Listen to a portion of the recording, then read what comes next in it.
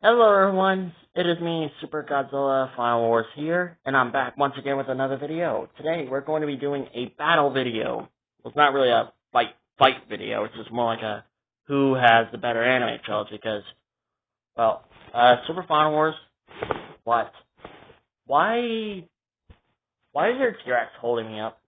Well, because the Bandai calling is so hard to stand up, so I had to find something to keep you standing. Now shut up and roll with it. Fine. Anyway, today we're doing a battle video. Today's battle video is Godzilla Earth versus Singular Point versus Skull Island versus Gamma Rebirth. Today we're going to be deciding on who has the better anime trilogy. Is it the King of the Monsters himself? Is it the King of Skull Island? Or is it the Guardian of the Universe?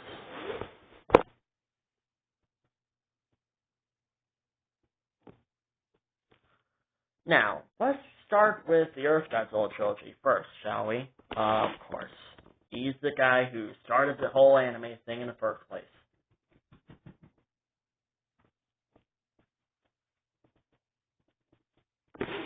Now, Godzilla Earth, we already know that his anime came out back in 2017.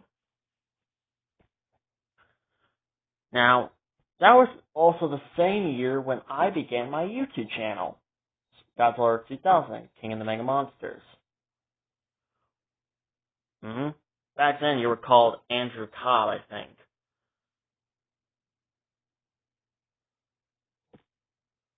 Yeah, that was a really weird name.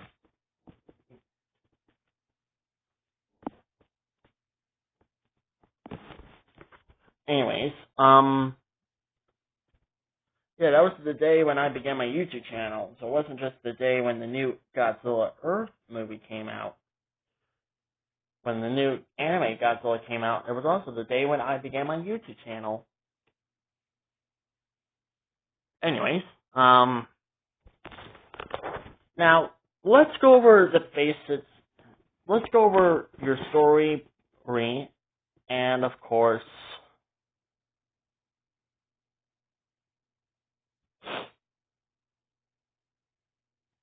the characters, and, well, yeah, your movie.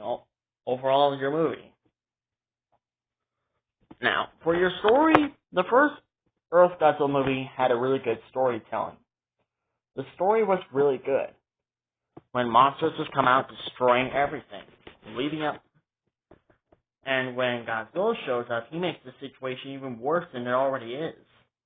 Because he's just out to get people. He is just there to wipe out all of humanity, and with the help of not one, but two alien races,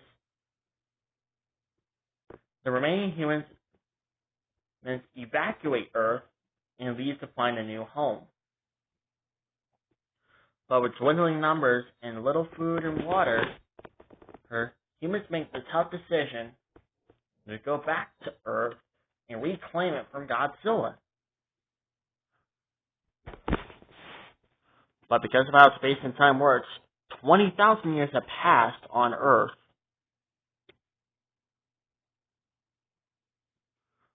And Godzilla is more powerful. That was overall the story. That was a really good story. Yeah, I will admit, that was a good story. Yeah, well, even I will admit, that was a good story. Same here.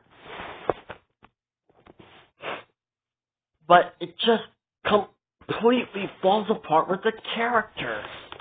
Now, and the fact that all the monsters that were featured in the novel of this movie were not featured at all in this movie. They only make like a little cameo appearance, and that's it. And that cameo appearance was in the opening of that movie.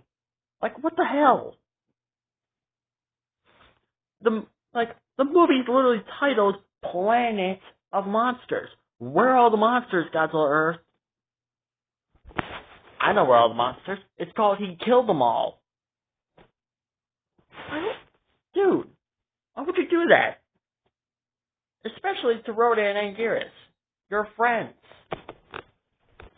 I don't know, maybe because I got the freaking Mind of the Indominus Rex in my head. I don't know. The only monsters we ever saw in that movie, besides you, was freaking Servum. And Servum Larva. Those were the only new monsters that were featured in the Godzilla universe. Like, okay, you could have bring any of the old monsters. Okay, that's understandable. But you could have at least come up with a few new monsters. Not just one.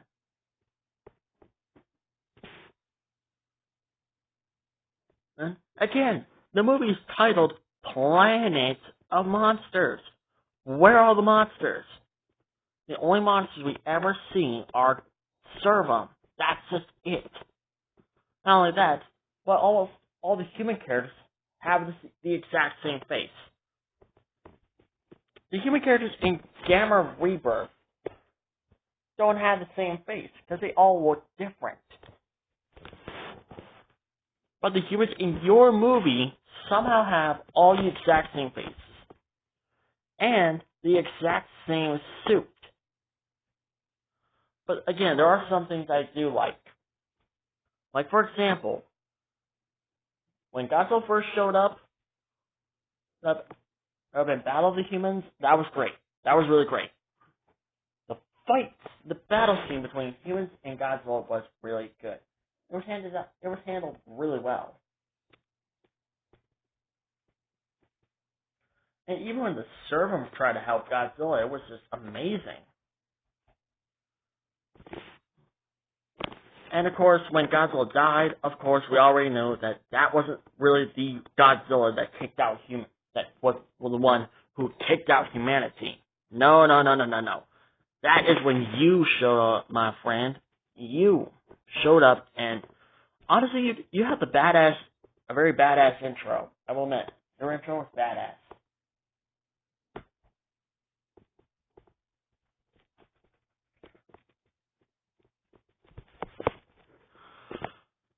But again, your movie falls apart with its characters. Ow! That hurt. First of all, we got this Eren Yeager ripoff. Eren Yeager ripoff. Haru Sakati. He just flat out hates Godzilla because you killed his parents. He killed everyone's parents. What makes him so special? We don't even know the main reason why he hates Godzilla.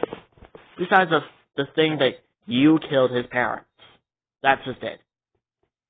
He has no character arc, no character development. He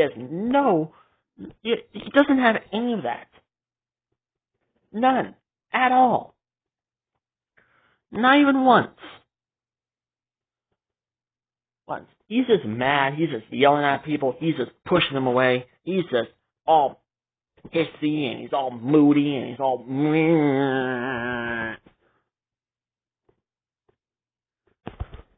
And then, of course, he can't be official Eren Yeager ripoff if he doesn't have two people following him. There's Yuko Tani, who turned out to be very useless both in this film and in the second film. Then we have Nephthys, who I knew from the start was a traitor. Wait, you knew it from the start? Yes, I knew from the start. I knew that Nephthys was, in fact, a traitor. I knew it from the moment I laid my eyes on him. I was like, I don't trust this guy. I feel like he's hiding something. The only good thing that Haru ever did in this movie was give up his speech to encourage all the survivors to fight Godzilla. That's just it. Eren Yeager does have some character arc. He has some character development. Through the entirety of Season 1 of Attack on Titan, Eren Yeager has good character arc, good character development. In Season 2, it just gets better. In Season 3, it gets even more better. But in Season 4, it just got completely falls apart. Ow. Because he flat out becomes a villain and freaking dies. We all know he dies because we saw the manga. He's gonna die, so it's not that surprising he's gonna die. So what's the big problem here, people? Well, I mean, we already know he's gonna die. I mean, he's just gonna die, and everyone's gonna be all sad. He's just gonna marry Sean. And another one of my favorite ships is gonna be non-canon. Sorry, bad enough. The Inuyasha Kikyo didn't become canon. I mean, who knew that ship was not gonna become canon, despite it being the most popular ship in Japan? No, it's the most popular ship in the Attack on Titan universe. And it doesn't become canon. And people support Bumblebee, and that ship finally became canon, but there was no real way for that ship to become canon in the first place. I mean, Ruby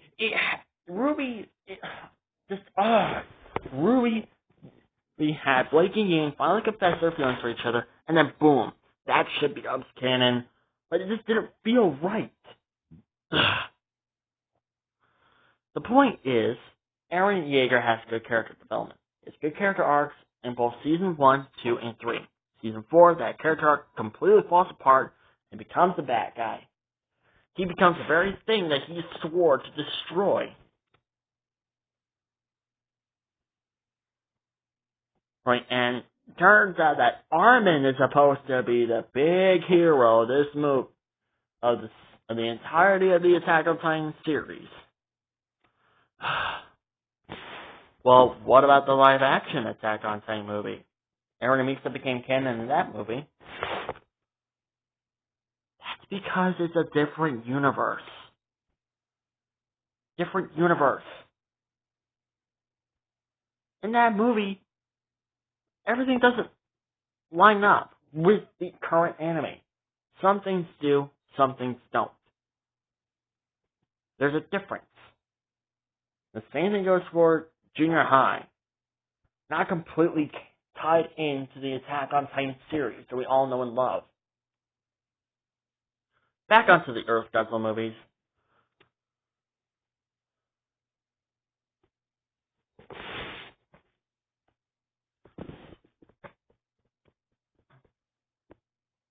Besides of that, Godzilla Planet of the Monsters was okay. I would honestly rank it around 5.5 Golden Godzilla stars. Or actually make that 4.5.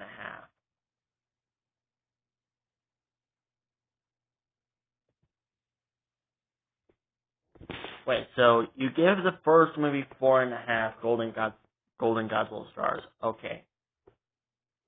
So we all know that you don't like certain scenes. We already know that you don't like how the way the characters were basically written to be. It's going to be like Eren Yeager and all that stuff, and blah blah blah blah blah. No monsters and none of that.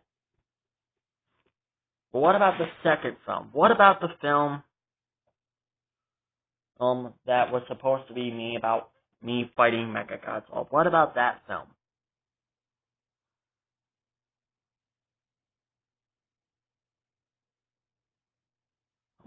What about Sitting on the Edge of Battle?